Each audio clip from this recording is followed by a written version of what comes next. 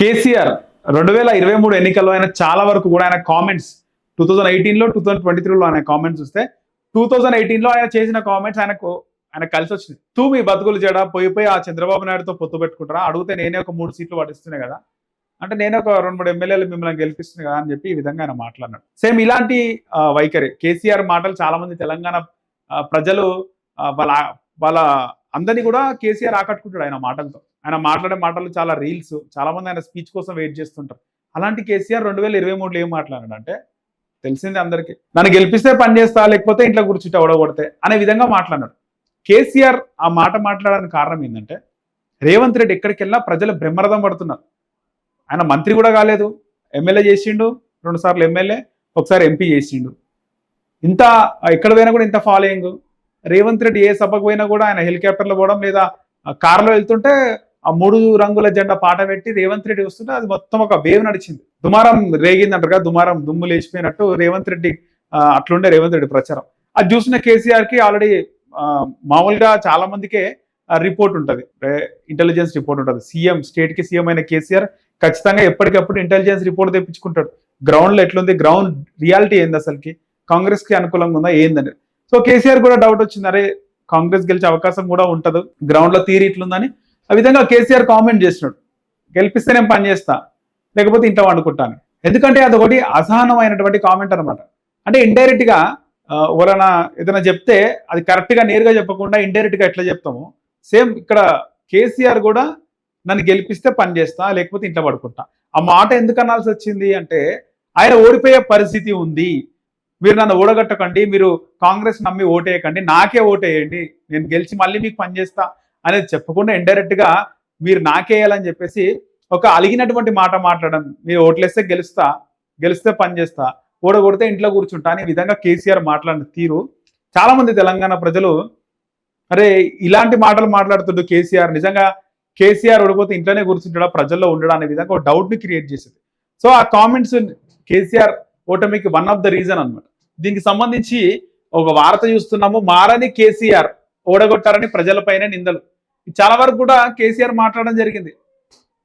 ప్రజలు తప్పుడు డెసిషన్ తీసుకున్నారు, ప్రజలు ఓడగొట్టి తప్పుడు డెసిషన్ తీసుకున్నారు అని చెప్పేసి ప్రజలపైన ప్రజల్ని నిందించడం జరిగింది. దీనికి సంబంధించి వారి గురించి తానెందుకు ఆలోచించాలనే వైఖరి, ప్రజా తీర్పును తప్పు పెట్టేలా వ్యాఖ్యలు, జనాలకే తన అవసరం ఉన్నదనే తీరులో కామెంట్స్, 2018-23 ఎన్నికల్లో ప్రచారంలోనూ ఇలాంటి వ్యాఖ్యలు. సో ఓటమి కారణాలను గుర్తించిన గులాబీ బాస్ ఆయన వైఖరిపై తీవ్ర స్థాయిలో విమర్శలు. చాలా మంది రాజకీయ నాయకులు ఏమంటారు, ప్రజా తీర్పును గౌరవిస్తామంటారు.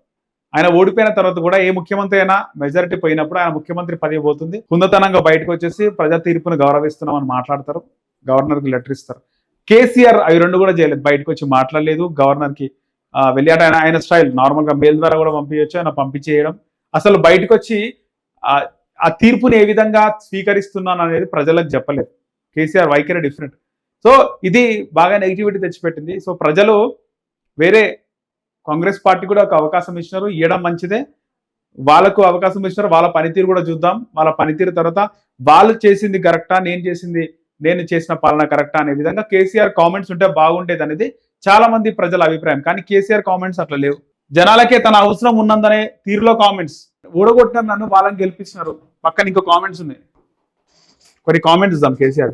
నన్ను ఓడగొట్టి ఇంట్లో కూర్చోబెట్టారు, పిలిస్తే నేను ఎలా రావాలి, ఇంకా నన్ను ఓడగొట్టినారు, ముఖ్యమంత్రి వేరేలు అయినారు, నేను ఎట్లా పనిచేస్తాను అనే విధంగా కేసీఆర్ కామెంట్ చేయడం జరిగింది. ఇక్కడ ముఖ్యమంత్రి కంటే ప్రతిపక్ష నాయకుడే ఇంకా గ్రౌండ్ లో తిరగొచ్చు.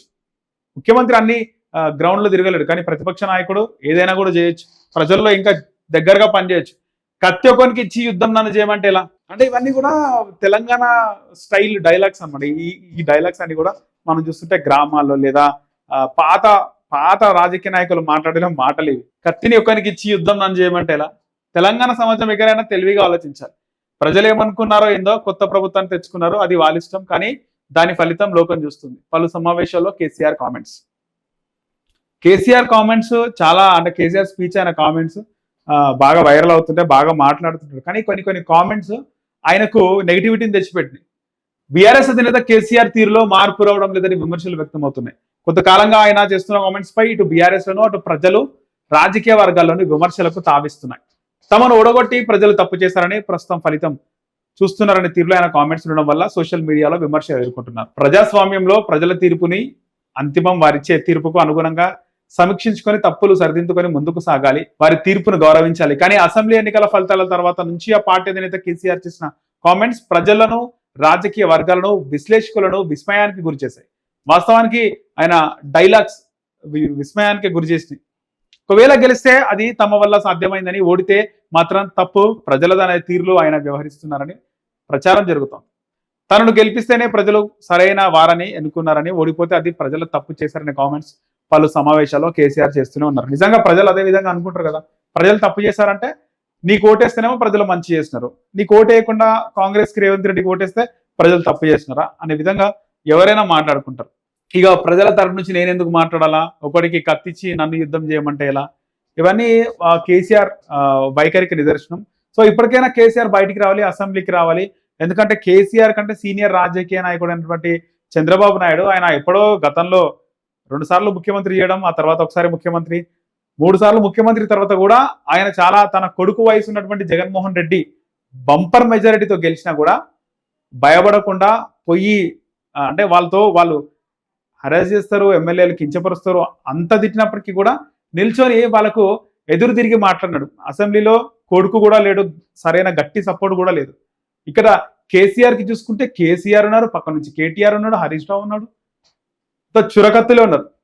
అయినా కూడా కేసీఆర్ వెళ్ళి రేవంత్ రెడ్డిని ఒక అపోజ్ చేయడం కానీ, అసెంబ్లీలో రేవంత్ రెడ్డి గురించి మాట్లాడడం కానీ ఇవన్నీ కూడా చేస్తలేడంటే ఎందుకు కేసీఆర్ అంటే ఇది భయమా లేదా ఒక టైప్ ఆఫ్ గర్వమా అనే విధంగా ప్రజలైతే ఆలోచిస్తున్నారు. ఇది కూడా మైనస్ అయ్యే అవకాశం ఉంటుంది బీఆర్ఎస్కి.